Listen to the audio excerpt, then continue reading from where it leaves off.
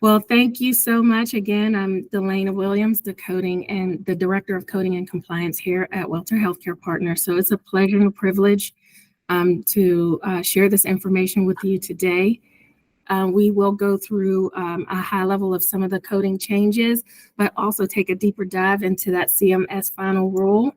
But when we start out with our webinars, our disclaimer is to always let you know that this information is education for educational purposes, and that we do always encourage everyone to take a look at the guidelines for yourself and for your organization.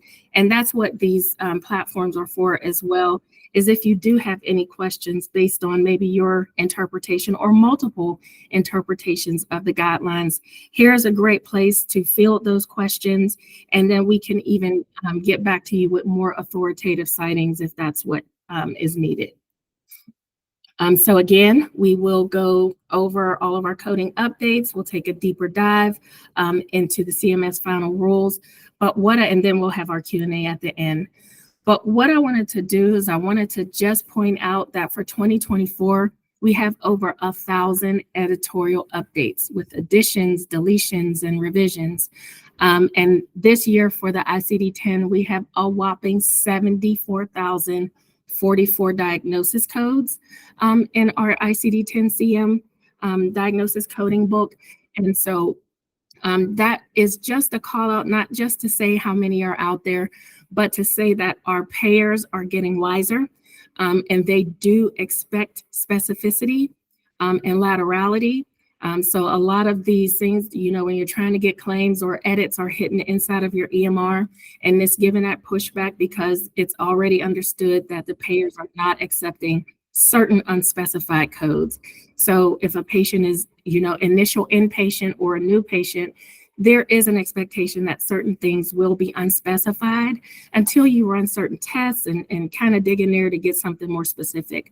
But when it comes to specificity of a condition, a region, and especially laterality, left, right, just, take that time to make sure that that is not only documented in your medical record, but that your coders or your billers are able to refer back to your medical record to get that laterality if the provider doesn't provide it at the time of documentation. So notable updates for the coding. I just have a few call outs. So these 395 additional codes that have been added to the diagnosis coding book, 129 of that 395 is for external causes of morbidity. And this is for objects entering a natural orifice. So something's been happening over the last few years. That's usually about how long it takes, about 2 or 3 years for whole entire code sets to be added into the diagnosis coding book. So that I thought was a great call out. Also the streamline of time, reporting to a single time.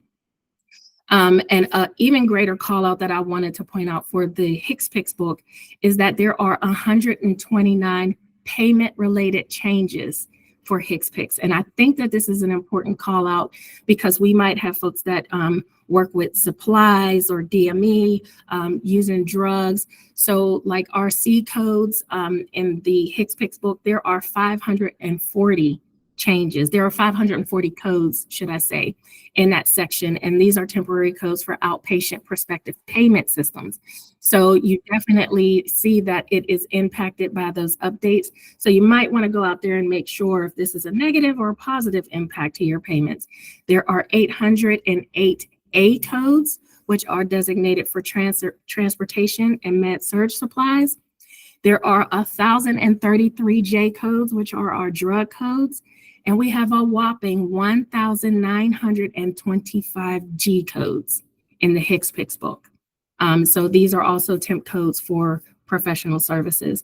So I just wanted to call that out for these notable updates to make sure that if you are in any specialty who kind of deals a little heavily in the use of drugs or transportation or anything, to just make sure you're keeping up with these payment changes. It could have an impact on your reimbursement and you don't even realize why, but it could be there. So we're going to jump right into it with two key CPT changes for evaluation and management services. The first one, again, is the streamline of the time range. So the call out for this is that this did not impact all of the evaluation and management services. So I do have some of the key services that this single time was streamlined to. But again, the time range is gone. There is no longer a threshold of time. So even if your provider, let's say for instance, saw a patient for 24 or 25 minutes, that means you can't bump it up to the next level of service. It has to either meet that single time or exceed it. But until it has met that single time, you cannot code for that next higher level. So just wanted to make sure that we make that call out there. The next one is this pelvic examination. I want to unpack this just a little bit because I am very excited to see this. This is an add-on code for a pelvic exam that can be done, and it is specific to the office and other outpatient. And these are outpatient consultation codes. And then also those annual visits that we have with the patients, the preventive comprehensive annual visits. And that's not to be mistaken with AWV or anything like that. We do have a G code for the pelvic exam if certain elements are met. But I love the fact that this is separately billable. And the reason why I wanted to unpack this is because prior to now, this service was always included in the E&M. And so it's really great to see that it can be coded and billed in addition to your office visit, your outpatient consultation, or your annual comprehensive exam. And I would love to see this happen for the emergency department soon. So the ED is not on there. I was a little heart-wrenched about seeing that because this is a service that is performed a lot in the ED. So hopefully they will add the ED to this service in the future. And so next we will jump right into 2024 CMS final rule. So I just wanted to point out that these are all of the policy updates for the 2024 final rule. But what we'll cover today is the split or shared, some of the behavioral health services, telehealth service updates, and then visit complexity G2211. But just want to make sure everyone is aware that there were quite a few updates just across the board. So for split or shared services, my first call out on this is documentation. The second call out is organization standardization and provider education. I didn't realize I had all those Asians, but documentation is going to be the key for substantive portion. So we do know that if this is a service that's going to be coded and billed based on time, it is going to be best practice for both providers to put in the time that was spent. And then we will easily be able to see that the provider who provided the most time would get the credit for the billing. And then substantive portion for medical decision-making is, one of those kind of, how do we do this? What's going to happen? How does one provider say they did? So that's what we're going to unpack a little bit more here today. So when it comes to documentation, standardizing what that documentation is going to look like, and then providing the education to the providers is the key. So if it's time, only one provider, let's just say, what if only one provider documents time, the other provider does not? Typically, that workflow is going to be to query the provider. Have the other provider who didn't document time query, however your query process goes, and get it updated and addended before it goes out the door to make sure that you're assessing and applying that, the credit appropriately. Allow some post-education time. When you're educating the providers, if you do a mass education or you're educating department by department, you allow that post-education time from a compliance standpoint. And then it can come to a point where if these behaviors don't change, because we do have to watch our providers' behaviors, if the behaviors don't change where they're both putting the documentation in, then you as your organization standardize it to say that whoever documents time is the one who gets the medical record. Otherwise it should be documented for the MDM. Now, if you're a third-party vendor, some third-party vendors can't query providers. There just isn't that kind of process. So if there's not that process, then as a third-party vendor, you would want to make yourself a policy that says if only one provider documents, then the provider who documents based on the time gets the visit. So, these are just some of those what if scenarios that can happen. So I just thought that I would, bring that out, but it is at the end of the day, it's all about standardizing for your organization. Now let's unpack the medical decision-making. So the first thing that we want to point out is that the documenting that a provider documents that they perform the entire history and exam, that is removed. That no longer gives the provider the medical record or the credit for the record. And rightfully so, right? Because an evaluation and management service is based on MDM or time. So for that MDM, the providers would then just need to document at least 2 of the 3 MDM elements. So we have problem complexity, we have the data, and then we have the risk. So the provider who documents that they performed, at least 2 of the 3 elements would be the provider that gets the credit for the record. And so another call out for that, when we are splitting hairs about the MDM, wanted to make a call out that not both providers have to see the patient. So this was a big deal. And this hit like a big splashy, rock. And it's like, okay, we have to refer back to the guidelines. We have to make sure that we're understanding, because that doesn't make sense. We would think that both providers have to see the patient face to face. So if one provider goes in and they perform the history and the exam, and then the other provider who's coming in to do the split share reviews the medical record and completes the medical decision-making, then that is going to go to that provider.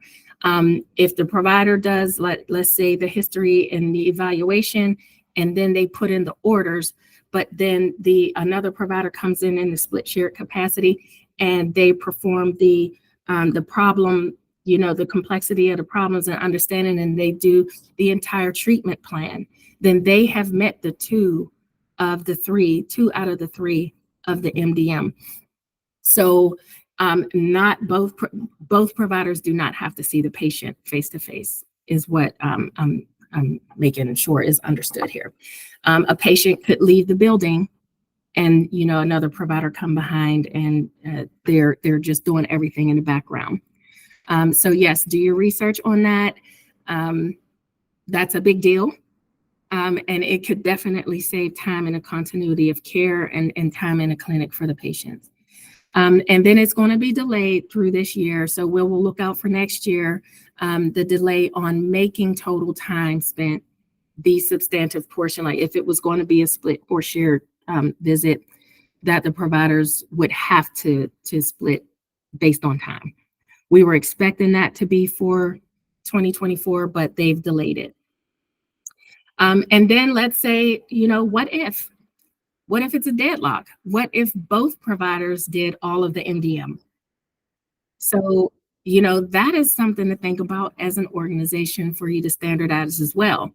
Because if the advanced practice provider and the physician have both done everything, then one would think that the credit would go to the physician. So that would be for you as your organization to say, what if there's a deadlock, or, there is some pushback by the providers, and how to break that deadlock. So I think that we just split those hairs. I hope that we are getting some questions for any clarity. I know I am moving through the information, but I do think that it was a really big deal to see that both providers did not have to see the patient face to face in order to reconcile that split or shared visit based on MDM or time. And a good, summary or recap is that history and exam is no longer a factor as it was last year. It was, weighed in as a factor for who got the credit for split or shared visits. Let's see. Next, I think it was really important to bring up about some of these behavioral health services changes. There were a lot of extensive changes, but just in my experience and understanding some of the impacts that we have in site groups, independent site groups, and we do sometimes have counselors and licensed clinical social workers embedded in our practice, or they're, across the hall, or we have a relationship to refer the patients to, just provide that continuity of care for the patients. So I thought it was really important that for 2024, marriage and family therapists and mental health counselors can now be credentialed for Part B coverage.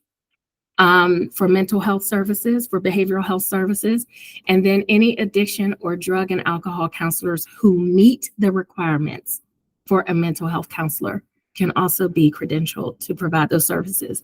And just looking at it in real time, we now have licensed mental health counselors that can bill for psychotherapy services, whereas before, the payer would say that your supervisor or attending physician would have to be the physician that goes in the billing for this service.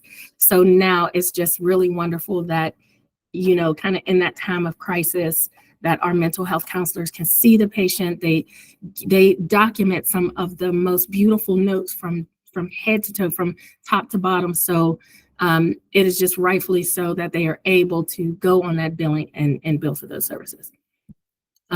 Psychotherapy for crisis. So services at a non-facility. So psychotherapy for crisis can now include a patient's home or a mobile unit. And you can see here that there is a payment that is equal to about 150% of the non-facility fee schedule. So I think that was a great call out. HBAI. I love this program. This is a model. This is a model that I have been helping to develop and integrate. And so the fact that the HBAI service is now expanded to clinical psychologists, the mental health counselors, the marriage and family therapists, and also the licensed clinical social workers. So the perspective of CMS is that we know that our world is in a mental health crisis. And so, Medicare is making sight of that and saying that we have to expand these services. Our physicians are being stretched thin. The providers who could only bill for these services are being stretched thin, and we need more support. So we have all of this support at our fingertips, but the bills can't even go out until, the billing provider has an opportunity to review or sign off. So I just think that just making sure that there is an expansion of licensed practitioners that can bill for these services. I think it's just a great boost for patients, also for reimbursement, because now you have more folks that can provide these services. So you can put out an even, greater beacon to provide these services to the community. Telehealth services. So for telehealth services, we now have a practitioner expansion, which includes physical occupational therapy, speech and language pathologists, and audiologists. So physical therapy, I actually saw this in real time. They actually send equipment to a patient's house, and then the patient, or they come in and they set it up and, do a little run through with the patient. And then they are actually calling in telehealth that this is, 2 or 3 days a week that a patient has to go on, and they are doing physical therapy and occupational therapy for these patients via telehealth. So I've seen it. So it is happening.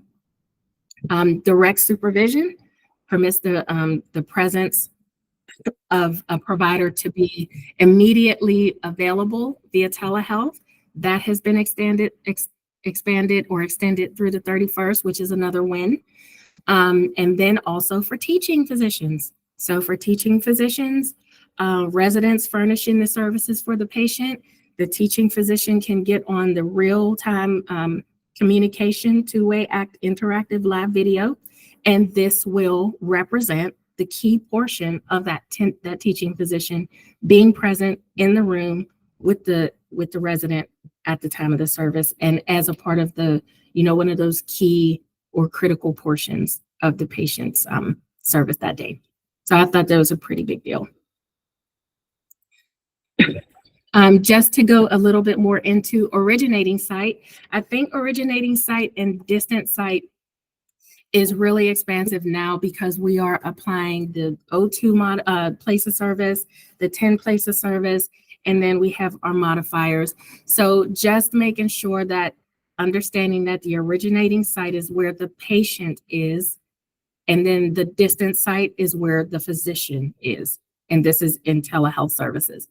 And I just wanted to make the call out that for a patient being at home, CMS defines home as temporary lodging, hotels, shelters, that is considered home for a patient. And if a patient is, let's say, at home or in any one of these locations, and they need to go and walk down the street and around the corner for some privacy, or they need to get in their car and drive down the street because they don't want anyone to hear their business or what they have to talk about, that is still considered home. So when you are putting in your attestations for telehealth and you say that a patient is located in a car, I've seen it in the documentation, the patient is in the car, or the patient is down the street at an empty bus stop. I've seen it all documented. The patient just wanted that privacy. So I just thought that was a great call out. And then the provider's address being listed for telehealth services. We were thinking that after the PHE ended on May 11th, that providers would have to enroll their home address for when they are performing services. So based on the sheer panic, which is rightful panic for providers, I just couldn't see it. Providers putting their home address on the enrollment, or that being on a claim or anything like that. We just need more time on this. So they have extended that through through the end of this year. So for current enrollments, for the providers that are doing these telehealth services from home or from their distant site, they can continue to enroll in that billing location that they are providing the services for and not their homes. So I just wanted to touch point on that. Let's see. G2211. We're going to have a chance to unpack this. So G2211 has been about 3 years in the making, and it has finally been launched. And we don't have any specific documentation guidelines in that CMS final rule. And I believe that this was purposeful, because what was also documented in that final rule is that CMS and basically the payers, they're going to be watching, right? So what they did was they gave us some very specific guidelines. They said that this has to be a relationship with the patient. This has to be longitudinal, or you are a focal point of care for the patient. And so everybody's first thought was that this would go to primary care. No, this is not limited by specialty. However, it is definitely limited to whether you are going to be providing a more longitudinal care for the patient. And one of the examples that they gave was a patient who has those sinusitis, like chronic sinusitis, or it might not even be chronic, because it does not have to be a chronic condition. It does not have to be a high risk disease, but it may be a condition that you are now becoming the focal point of care for that condition, and you need to see it through certain measures and goals. And so however long it is that you have to measure that goal to get to the outcome that is desired, and perhaps you will no longer be caring for that patient, that is still visit complexity. And my first call out about visit complexity is that this can be billed with telehealth services, just making sure that we understand that. And that this service can only be billed with office and other outpatient visits 99202 through 99215. I've seen it being billed with annual wellness visits in G2211. I've seen it being billed with preventive visits like the 9938 or the 9939 and the G2211. So just make sure that you're in your provider education that they are not applying or assessing. They are not billing this code in addition to any other evaluation and management services than 99202 through 99215. And I want to take a deeper dive in the modifier 25. So this is what's happening in real time. Like I said, I'm seeing where it is being billed with other than, office and other outpatient. I'm seeing that. I'm also seeing where the providers might be a little confused and they are still putting the 25 modifier on the E&M when it's only the E&M and the G2211. So there has to be some, education there and in your systems to actually have some intelligence built in them to catch that, so coders can catch it if needed. But just maybe a little additional education out to the providers that if it is only the E&M and the visit complexity that you're billing for, 25 modifiers not needed. Add-on codes are actually modifiers. They are just very, they're 5-digit, well-listed, well-documented modifiers. They are modifiers. And then, so I am also seeing that on average, they are paying between $7 to about $24. They are applying to patients out of pocket as well. And my greatest call out there is this flexibility in the provider's ability to practice medicine. And when we say that and we understand that from like the coding and the physicians, we understand that as I need to be able to do my document in my medical record how I need to. You can't lock a provider into a certain kind of template. You have to allow them to be able to pull their smart phrases, their dot phrases, and how it is best for them to practice their medicine. But I have to say that kudos to all of our providers that are utilizing this service. I have never seen more robust histories. You are the establishment of the relationships for a new patient and even the established patients. These are some of the most robust histories, and the assessment and plans. They're saying that there are, there's the education, there's the counseling. There are the goals that they're looking for, and they're documenting in our next follow-up visit, and that I've educated the patient and the patient understands, those kinds of things. And some providers are putting like statements or attestations that I am the focal point of care, and, or I will be providing the longitudinal services for this patient.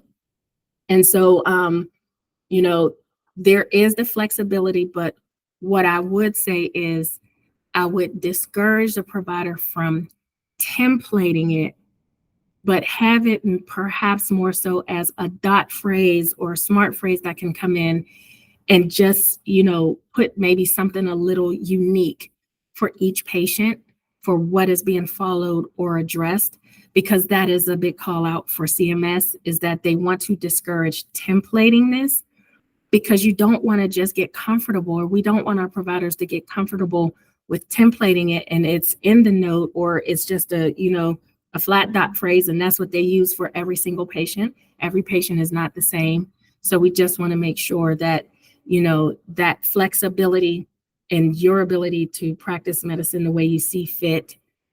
We don't want a templated kind of statement in there, and then there's like a skeletal note that's not really demonstrating a relationship. Out of all that I've reviewed, I think that I've identified one, and I've looked at hundreds, that perhaps it's like, oh, perhaps we do need to go and speak to the provider because there's a templated attestation or statement in here, but the patient is just there for follow-up. There's barely a brief history. And then there's an assessment and plan, but there's no education, there's no illustration, there's no goals, there's nothing. What is the longitudinal relationship? What are you following? And I've also saw where the providers are also saying that they are the longitudinal or the focal point of care for the conditions that are listed above, or they actually list those conditions in their statement. So a patient could have like 6 or 7, different complex comorbidities going on, but the provider may only be providing that focal point of or following 2 or 3 conditions that are in there.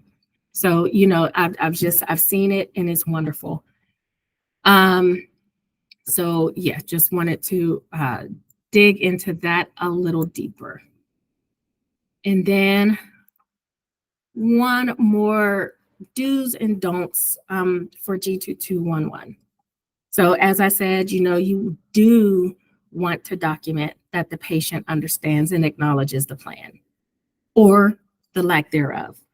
You might still have to do some work with this patient. It's really good to see that. And then identify that you've answered all of the questions. And then when the next visit, comes, you'll be looking for any kind of, follow-up, and you'll be probably measuring the labs and different things. You don't have to document all of that, but, you've answered all of the questions and the patient will return to the clinic. I've seen in a week, 7 weeks, a month, 3 months, but we see that longitudinal care because it's documented that the patient will be following up. And then understanding the coding patterns of your practice, because this is not limited to specialty. So I've seen some like endocrinology, I've seen some documentation from the endocrinologists, and they are not coding for this service. And this is education that I would get out to them straight away. So certain specialties like that, and they are not performing any other services on the same day. Which now that brings us to don't. So I wanted to unpack the don'ts a little bit more. Don't confuse problem complexity with visit complexity. So we just want to make sure that those are not one and the same. Like the guidelines say, they don't have to be a chronic condition. It doesn't have to be a serious disease, or it doesn't have to be a single high risk or multiple high risk diseases. So don't confuse problem complexity with the visit complexity. The visit complexity is all of the education, the labs, the counseling, and the follow-up, all of these things that you have to do before the patient comes in, when the patient leaves, while you're there with the patient. That's the visit complexity. So just wanted to call that out. And that don't add the modifier 25 onto the E&M service if it's only the visit complexity service that's being done on that day.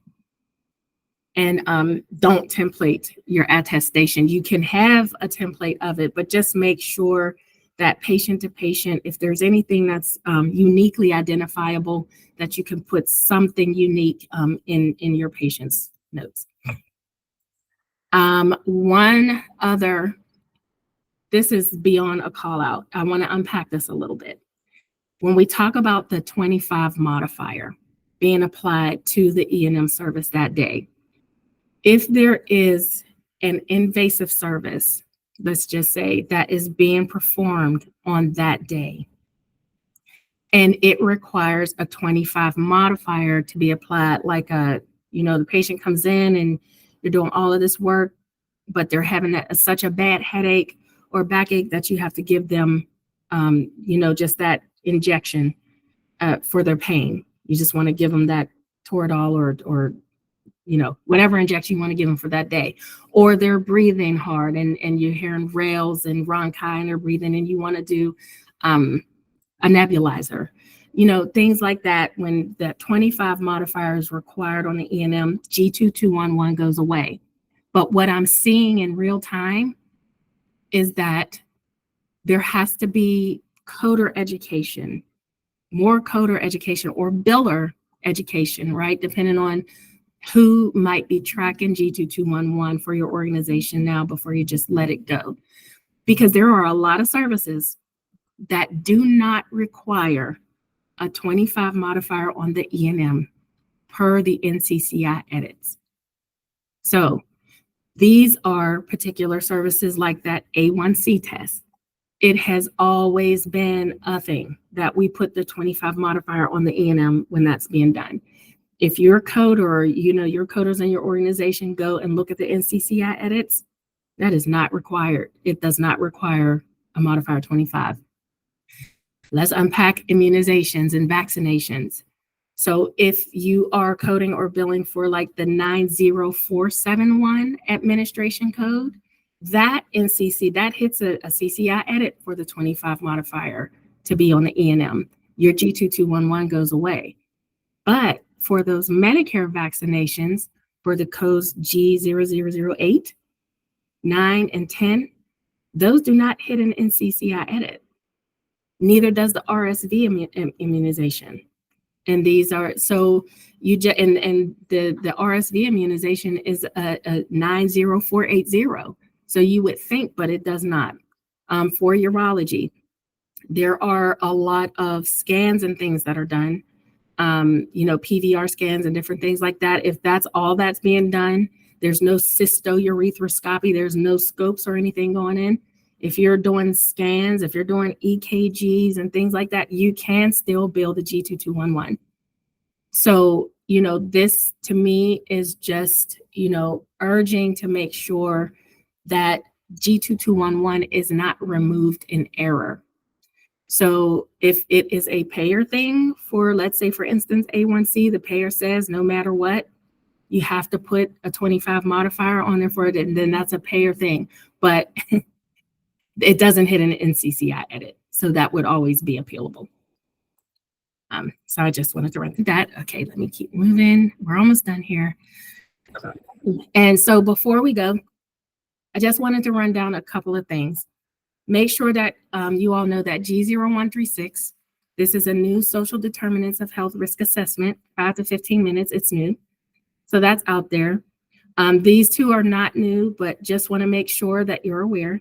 S0250 is a comprehensive geriatric assessment and treatment planning. And this service can be billed with an E&M. It can be billed with an AWV. It can also be billed with the social determinant of health, preventive visit. So, there are some guidelines around that as far as the documentation, but it is out there. Just want to make sure you know. And then when I deal with or work with some of these very, very comprehensive specialties like oncology, endocrinology, and if I don't call it a cardiology, but there are some that are practices that are very time consuming, that go beyond the date of service that the patient comes in. So just want to make sure that you all know that there are prolonged services that can be utilized before a patient comes in for the direct care visit, and then a day or so or a week or however after the patient is seen. So if you are in one of those specialties where you just have so much work to do on a patient before they come in for their direct date of service or another date after, there is a prolonged service that you can bill, and it does not need to be associated with an evaluation and management code. It actually stands alone, and then it has an add-on code for the additional time. So these are time-based codes. So just wanted to make sure you know that was out there. And these are some of our references that we use to cite for today's call. And I just really sincerely hope that we can stay in touch. And I am going to digress and get prepared to do some Q&A. But Jen, did you want to hop in and Sure. see our special guests? Thank you, Delana. That was a lot of information jam-packed, but I think very helpful for everyone. While Delana and Cody kind of go through any questions,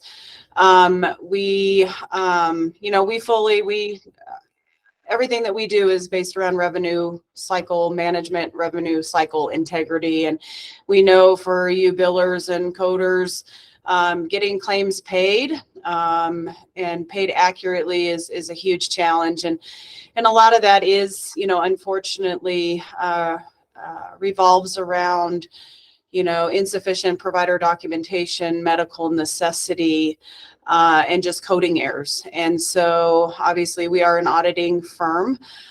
We would like to offer for those on this call a special pricing. We'd like to show you with audits and follow-up education and the right tools how you can improve revenue cycle functions, and especially at the provider level with education and really getting that engagement with your providers and, getting them to understand the importance of what they do and how they document to help you guys get them paid, because it's incredibly difficult. And we all know that insurance companies are, all about not paying claims. So we'd like to look at 10 encounters that were denied based on coding, lack of supporting documentation, medical necessity, provide some education to your team and your providers, and provide some tools. So we are offering that at that special pricing through the end of March, if that is something that you're interested in, and to try to get into a coding compliance cadence with your providers and team, please reach out to us and we can discuss that further. If you could go to the next slide. Thank you. The other thing we are developing as we speak is what we call the WHP Coding Corner subscription. Again, we realize how hard it is for billing and coding teams to manage the revenue cycle and coding. And so we are starting up some new services in which you can have a monthly subscription that will offer throughout the year CEUs, webinars, Q&A, libraries, tips and recommendations, case studies, questions and answers. So please be on the lookout for more information regarding that. And if you would like more information or to get on a list, please reach out to us as well.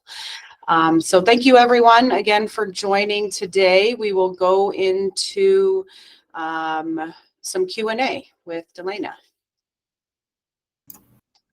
Okay, thank you. Let's see here. Well, while we do our Q&A, also wanted to provide you with the CEU. So if there's anyone on the call who can benefit with the CEU, this is the index number. So we're very proud to provide this for you today. And this will be an ongoing, occurrence for us. So we do have a question. Is there a limit to how many times G2211 can be used in a year? No. The only thing that you want to do is follow those specific guidelines for when to use it. Like for instance, how we talked about the 25 modifier. If there is more of an invasive service that requires the 25 modifier to be applied on that day, the G2211 goes away. And then it can only be used on 99202 through 99215. And then just take into consideration that, just don't take for granted, make sure that there is documentation that supports it.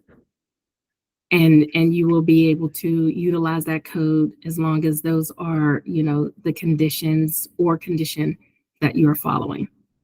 And like we said earlier, if there is a condition that you are following and a patient, let's say, is referred for, something specific that you have to see for a time, and you don't provide any other service that requires the 25 modifier, you can bill that code for the length of that time as well.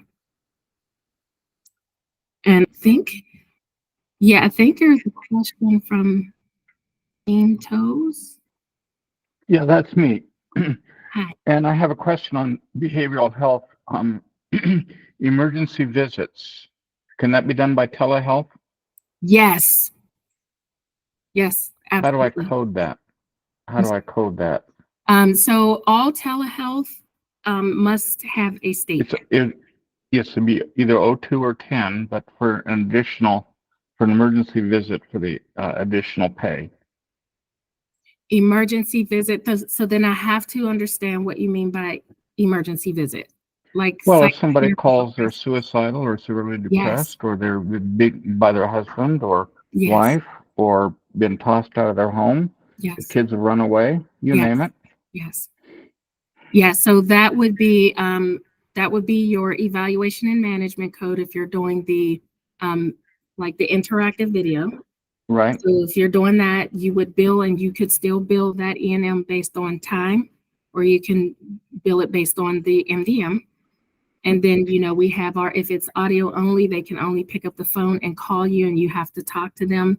And it's an audio only visit, then we have those codes to support the audio only visit, which is limited by time. Okay. And then one other question on the G2211 for behavioral health visit complexity. Yes. Can that be billed additionally? Yes, G2211 can be billed with telehealth, and yes, absolutely. Okay. Yeah, if Wonderful. if you are establishing that care for that patient, or if this is an established patient, and this is this is the mental or behavioral health issue that you are, tracking or following for this patient, absolutely. All right. Awesome. Yes. Thank you.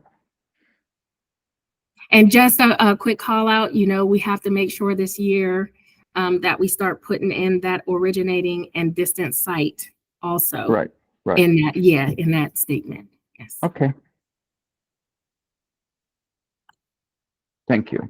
You're quite welcome. Thank you. So, are there any other questions I can assist with? Oh, Sue Marabito. Let's see. There you go. Hi, Sue. Uh-oh. I can't hear if you're talking. Can anyone else hear Sue speaking? I cannot.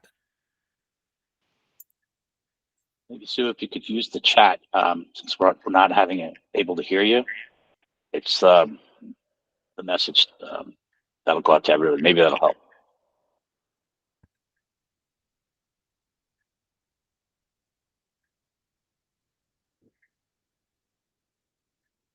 Jen Jessica Green is asking if we'll be sending the slides out. Yes, we can, for those that want them.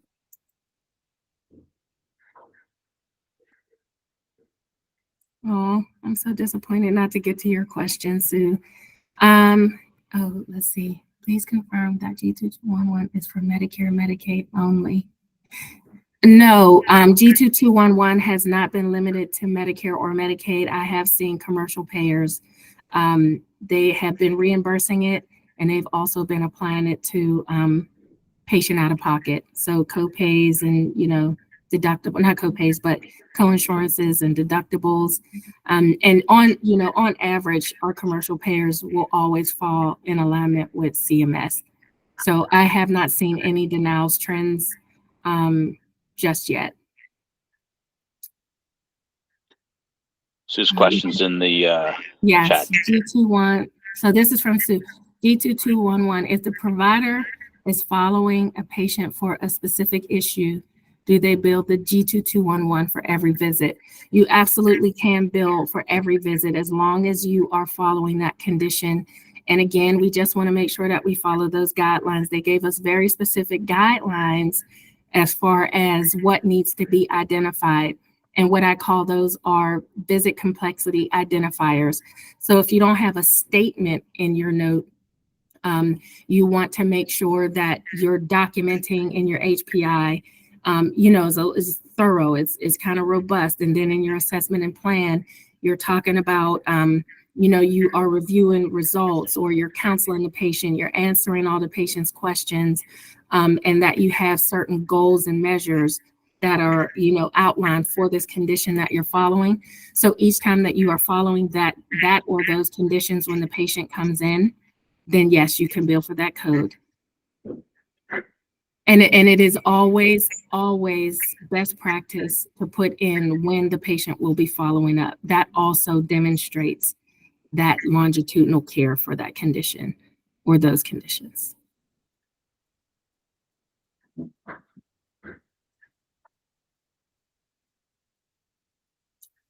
Yep. So we're coming up on about 5 more minutes. If there are any more questions. I try to, when I'm presenting, I try to think about all of the what ifs and different scenarios and things like that. So, hopefully that's why we didn't have too many more questions, but. Just as in case anybody's going to put a question in, or if you want, you can unmute yourself and ask the question to the group. We're going to be sending out a couple follow-up emails just in case. Again, please, if you have a question, ask it and interrupt me. But just as an end note, we'll be sending out an email. If anybody has any questions after it, you can respond to that and we'll answer questions there. Obviously, it'll be just yourself, not for the whole group. And we're going to be looking at maybe sharing a video with people of this. We did have a couple groups that weren't able to stay on the call due to technical issues, unfortunately, but it was only 2. Yeah. And so I already communicate with them. So if anybody wants a video of this, once we get it cleaned up, we'll be also offering that so that you can, since Delana covered a lot of things here, there's a lot that you might want to learn after that. So is there any other questions that anybody has for Delana? Again, put in the chat or unmute yourself in the last 5 minutes that we have here.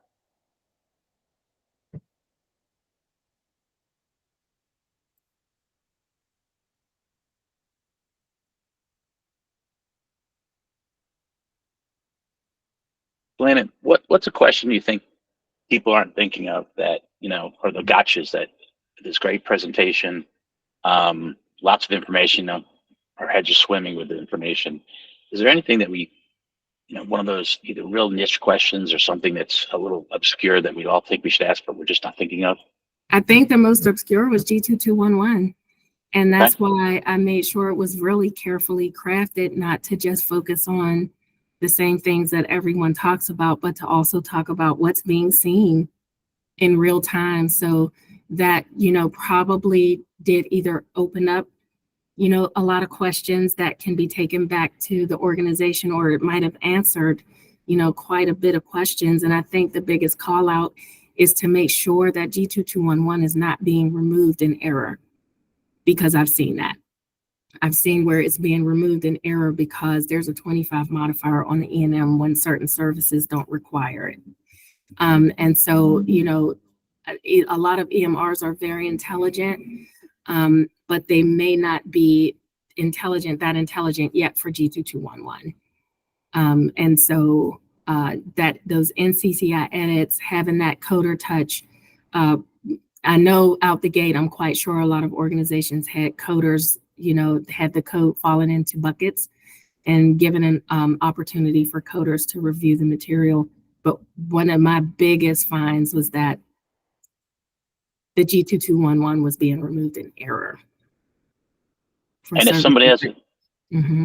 And if someone has a question after, we're about 3 minutes away.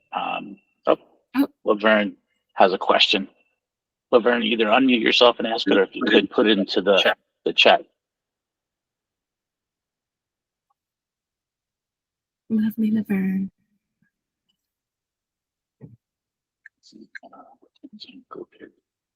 Here. Laverne, we just invited you to contribute if that helps. Okay.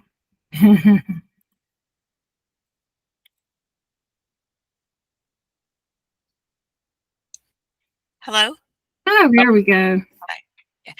Hi, Delana. I was just wondering, what are the documentation expectations for the 99459?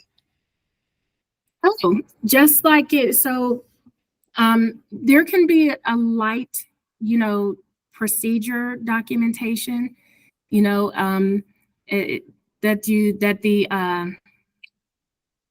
basically we have to go based on the HPI, the chief complaint, the reason for the visit. So we have that first. And then upon the evaluation, the provider determines that he has to do a pelvic exam. And so he or she wants to just put a note in there. You can have the procedure documentation and just have that little note in there. As always, the note is always in there that the providers have performed a gyne exam, they've done a PAP, or they've done it, STD, but they had to do the gyne examination. So as long as it's documented in there that it was performed, And if our providers in their flexibility of practice in medicine, if they want to say, describe that the patient was laid and in the position, and then just say how the patient tolerated after. We always want to make sure that it's documented how the patient tolerated the procedure. Now, I've seen some different documentation stating requirement for chaperone being or not. And if the chaperone is declined, does that mean the code can't be billed? No. So the patient declined the chaperone? Right, and particularly when it's female to female. So female physician with the patient. They might decline wanting right. a male in the room? No, they might decline needing a chaperone. Oh, they might decline it. If that is the patient's request, that service is still being provided. You cannot take that away from the provider. If it's, on the onus of the practice to not provide a chaperone, then that would be an issue. But that service is being provided, and it should be documented in the medical record that the patient declined a chaperone being present. Okay. That is still a billable service. Okay. Thank you. Cindy, I think we have Cindy. Yeah, on the cusp of Laverne's question, it's kind of similar. So I was under the impression that 99459, it was to reimburse when we had to use chaperones during the examination, but that's not the case, it sounds like. No, I didn't read that in any of the guidance. Awesome. And then it's we can use it for rectal exams as well. That one is a pelvic exam. It's pelvic only. So our colorectal surgeons, if they're doing a rectal exam, they cannot bill 99459. No, that is a pelvic examination. Gotcha. I'm excited for it. It's just been too long. It's just been too long to give our providers credit. This happens a lot. It happens a lot, and we're not able to code it, especially when it's just upon evaluation or the reason for the patient's visit, and it's not like a routine, exam. So I was really excited to see this come, and I hope that they get it, expand on it, especially to the ED. This happens quite a bit in the emergency department.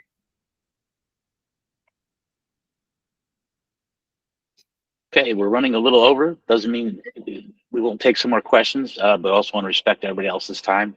Does anybody have any last minute questions? And again, if you don't think of it now, or maybe you have to run, we're going to be sending out an email to everybody in case they missed it, and also in case they just forgot something on the call. Lynn, is there anything you want to wrap up with, or anything you want to say, provide, and then it's yours to close. Yep, my pleasure. It's just my pleasure, and it is my ultimate privilege, and to have so many join today and to share this information. And I hope we can stay connected and share more. And thank you, Cody. He's my left hand, my right hand, and my underchin here at Welter, and Jen as well. So thank you so much for joining and for your time.